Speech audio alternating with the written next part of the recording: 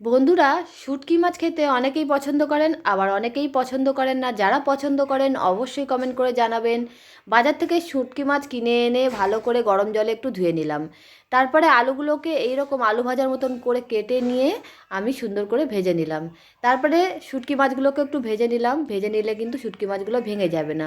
কড়াইতে তেল গরম করে কালো জিরে ফোড়ন দিয়ে তাতে পেঁয়াজ কুচি দিয়ে টমেটো দিয়ে আর নুন দিয়ে সুন্দর করে একটু ভেজে নিলাম। তারপর পেঁয়াজ আদা আর রসুনের পেস্ট দিয়ে সুন্দর করে আরও ভালো করে লাল লাল করে কষিয়ে নিলাম। অল্প সামান্য জল দিয়ে দিলাম, হলুদ দিয়ে দিলাম, লঙ্কার গুঁড়ো দিয়ে দিলাম আর ধনের গুঁড়ো জিরের গুঁড়ো দিয়ে একসাথে এবার ভালো করে মশলাটাকে সুন্দর করে কষিয়ে নিচ্ছি। বন্ধুরা দেখুন, কষানো হয়ে গেছে, তেল বেরিয়ে এসছে। এই সময় আমি ভাজা আলুটা আর শুটকি মাছগুলোকে দিয়ে দিলাম।